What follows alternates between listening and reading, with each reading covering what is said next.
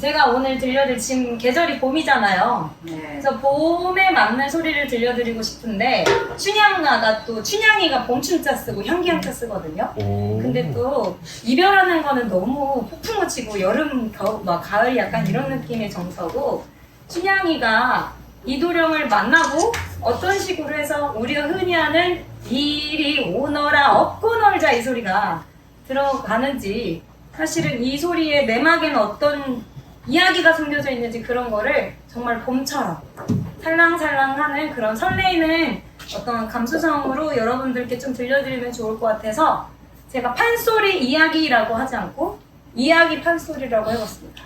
그리고 또 사랑의 시작이니까 사랑의 서막이고 그게 봄이고 그게 춘향이라서 이렇게 좀 주제를 해봤어요. 근데 이제 여러분들 아마 제가 뭐 판소리는 이게 좋고요 저거 좋고요 이렇게 얘기를 안 해도 여러분들 들으시면 오늘 다 좋을 거라고 저는 조금 믿는 구석이 좀 있습니다. 열심히 소리도 해왔고 그리고 그리고 굳이 설명을 하지 않아도 판소리가 충분히 매력적인 부분이 있다라는 걸 오늘 여러분들이 보시면 아실 거예요. 근데 다만 어떤 특징적인 매력이 있는지 우리가 익히 듣는 어떤 공연 예술 있죠. 뮤지컬이나 연극이나 아니면 오페라 이런 것들이 사실은 우린 더 친숙하단 말이죠.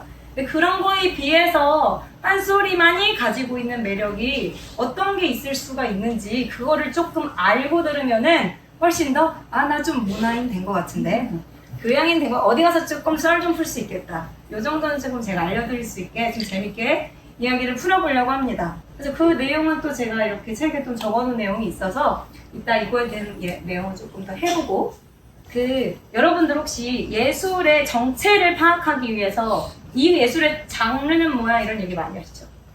영화 볼 때도 이 영화의 장르는 뭐야?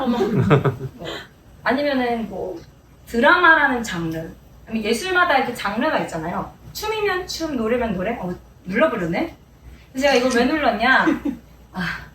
너무나 우리 국격이 상승했던 이렇게 올라갔던 이 한 공을 치르셨던 게 봉준호 감독님인데 뭘로 영화를 이 상을 탔죠? 기생충.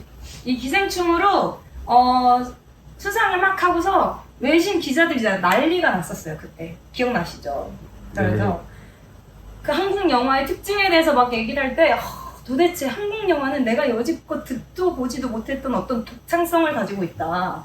근데 이상하다 조금. 내가 왜 보다 보니까 이거 장르가 이 영화의 장르가 드라마라고 써 있어가지고 내가 흔히 기대하는 가족적이고 감동적인 그런 드라마를 생각하고 봤는데 갑자기 평화롭다가 갑자기 공포고 공포의 상황에서 너무 갑자기 또 웃기고 그러다가 평화로웠다가 갑자기 고조를 하다가 칼로 사람을 찌개서 죽이고 모든 장르성이 파괴가 되어 있다. 그 장르가 무너져 내려 있는 어떤 특징을 봤다. 그래서 외신 기자가 그때 질문을 합니다. 도대체 한국 영화는 왜 장르성이 파괴가 되어 있느냐? 라고 물었을 때 그 대답을 한 게 저한테 그때 쇼크였어요. 이따 그 대답에 대해서는 알려드릴 건데 왜냐면 제가 그때 이 외신 기자가 질문을 하고 기생충이 전 세계적으로 난리가 났을 때 제가 뭘 공부하고 있었냐면은 판소리의 장르성에 대해서 공부하고 있었거든요. 근데 판소리의 장르론이 1950년대 때부터 시작이 됐어요. 근데 지금 몇 년도죠? 2020년도죠. 네. 2020년도, 2022년이 오기까지 판소리의 장르가 이것이다 라고 명확하게 판명이 안 났어요. 규정 짓기가 어렵다는 뜻이겠죠. 근데 그게 너무나 평행이론을 이루고 있더라고요. 제가 그거에 대해서 조금 설명을 드리려고 합니다. 그래서 제가 판소리 들려드리는 판소리는 이렇게 옆에 고수가 딱 있고 저는 오늘 고수를 대동을 안 했어요. 원래 고수가 있어야 되는데 오늘 그냥 그 가수가 피아노 치면서 노래도 부르잖아요. 여러 가지 구색으로. 사실은 고수가 몸값이 비싸서 제가 혼자 다 때우려고. 그래서 어쨌든 고수가 있고 소리꾼이 이렇게 혼자 서가지고 이렇게 저렇게 막 이렇게 이야기를 펼쳐가는 이런 장르의 예술인데 도대체 어디에서 장르성이 파괴가 되어 있을까? 자, 이게 지금 연이 한바탕이거든요. 우리 놀이는요, 옛날부터 우리 선조라고 하면 좀 거리감이 느껴질 수도 있고 지금 우리가 살던 것처럼 옛날 사람들은 재밌게 즐기려고 할 때 이렇게 연희라는 판을 벌려놓고 다 같이 놀았어요. 근데 이 연희판은요, 지금 보면은 뭐 하고 있어요? 풍물놀이 하고 있죠. 풍물놀이도 하고, 이 연희판에서 저처럼 판소리도 하고, 그리고 탈춤, 탈놀이도 하고, 그리고 민속놀이도 여러 가지 하고, 그리고 뭐 인형극도 하고, 엄청 다양한 거를 이 연희라는 판에서 한바탕 벌렸어요. 그러면은 우리가 보통 극장에 가가지고 나 오늘은 뮤지컬 보는 날이야, 나 오늘은 연극 보는 날이야, 나는 오페라 보는 날이야 라고 보는 것처럼 구분이 명확하게 지어져 있는 사랑의 공연 형식과는 너무 다른 거예요. 한 공간에 다 모두 짬뽕이 되어 있죠. 그러니까 뭐냐? 공간 안에서 문화적으로 또 역사적으로 총체적으로 성장해온 우리가 노는 방법을 설명하기에는 장르라는 그 용어, 이 장르라는 용어 자체가 프랑스 문학에서 온 용어예요. 그러니까 이건 뭐예요? 서양의 관점에서 보는 예술을 규정짓는 방법의 호칭인 거죠.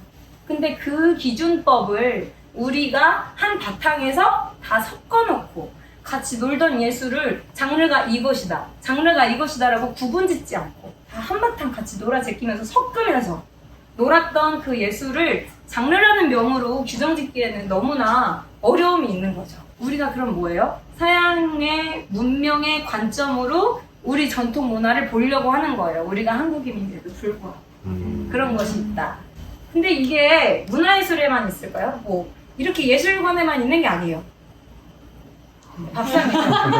한국인의 밥상? 음식에도 있나? 음식에도 있는 것 같지 않으세요? 네. 우리가 밥 한 번 먹자 그러면은 밥, 국, 찌개, 조림, 반찬이 몇 가지예요. 이렇게 요즘에 이렇게 나온 식당이 많지는 않지만 하지만 이게 전통적인 우리 밥상이죠. 그러면은 짠맛, 신맛, 뭐 단맛, 뭐 국물 맛 이게 다 있어요. 그래서 알아서 니네가 다 먹어 해가지고 다 짬뽕이 되어 있단 말이죠. 그러면 이 밥상을 장르를 규정 지을 수 있어요? 없어요. 그냥 밥상이에요. 우리가 놀던, 먹던, 음미하고 즐기던 밥상이에요. 근데 서양 밥상은 어때요? 식탁 위에 전식, 본식, 후식. 그래서 딱 그 앞접시 하나만 놓이죠. 네. 반찬이라고는 피클 하나? 정도? 입가심으로 먹을 수 있는? 그럼 뭐예요? 그러면은 이 접시의 테마는 관자를 어떻게 구워가지고 양념을 어떻게 해가지고 구운 거고요. 맛있게 즐기십시오. 그러면 이 한 접시만 즐기면 돼요. 그러면 그 한 접시가 장르가 구분이 명확하게 할 수 있겠죠. 한 상위에 그것만 놓이니까. 그렇게 스테이크면 스테이크 아니면은 에피타이저면 에피타이저. 그렇게 테마를 규정질 수 있어요. 근데 거기에 맞춰서 우리 문화를 바라보면 우리 문화는 규정 불가능해요. 자, 그래서 제가 하고 싶은 말이 뭐였냐? 판소리는 장르가 불분명하다. 왜요? 제가 이따가는 보여드리면 이제 알 거예요. 판소리는 이야기가 기반입니다. 그럼 뭐예요? 이야기가 있다는 거는 극적일 수 있다는 거예요. 일단 이야기가 있다는 거는 문학이 베이스가 된다는 거고, 근데 이 문학을 소리를 하면서 제가 손짓 발짓 다 하면서 연기까지 한단 말이죠. 그러면 그게 뭐예요? 연극이기도 해요. 근데 제가 또 음악적으로 표현하잖아요. 그럼 이게 음악이기도 해요. 극이자, 문학이자, 음악이자. 이게 전부 다 짬뽕되어 있으니까 이게 장르가 불분명하다라고 보는 거죠. 근데 이거 비슷한 거 서양에 없을까요? 있어요. 오페라 있죠. 오페라는 뭐예요? 그러면 거기도 이야기를 기반으로 하고 음악도 부르고 뭐 이렇게 연기도 합니다. 근데 오페라랑 결정적인 차이점을 보이는 게 있어요. 뭐게요? 극장에서 하는 것도 마찬가지고 또 공연자의 수. 공연자의 수 빈고.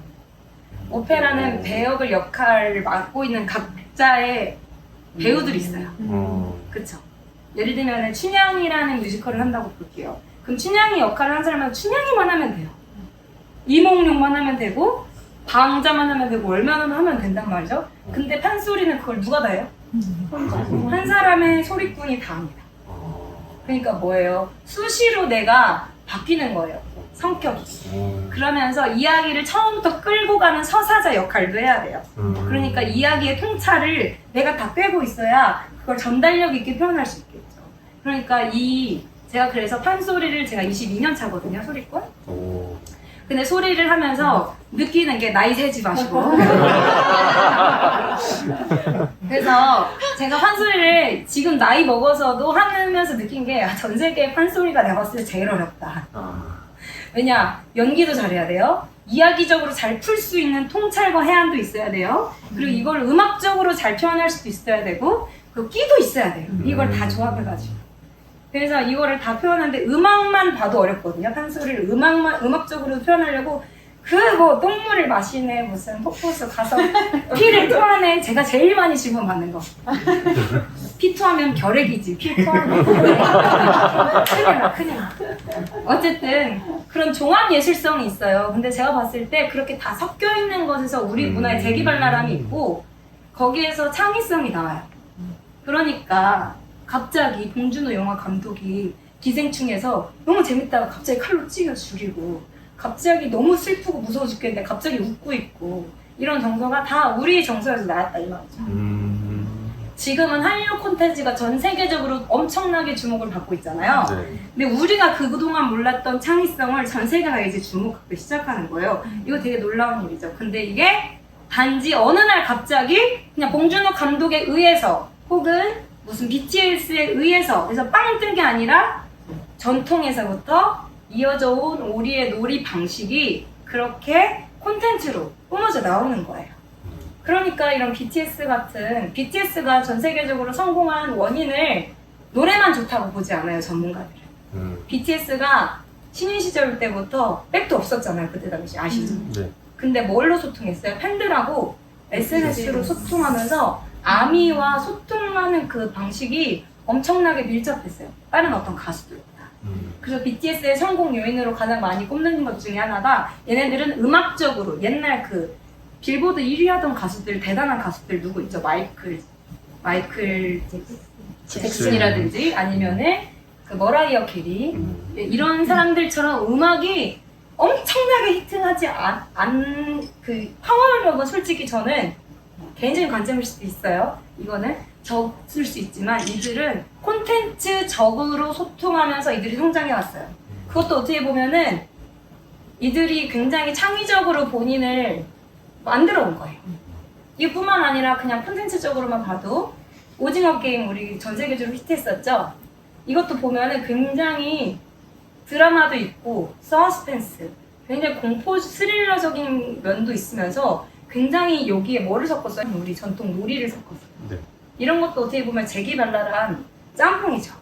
근데 이게 단순히 그 감독이 특별나서 그 특출나서 그 아이디어에서 온 게 아니라 다 우리가 생활 방식에서 옛날부터 살던 사람들이 이어져 온 놀이 방식이 자연스럽게 표현돼서 한류 콘텐츠로 주목을 받는 거다. 제가 판소리가 아주 위대한 예술이라는 거를 이 밑밥을 열심히 깐 거예요. 소리를 들어봐야죠. 네. 소리를 하나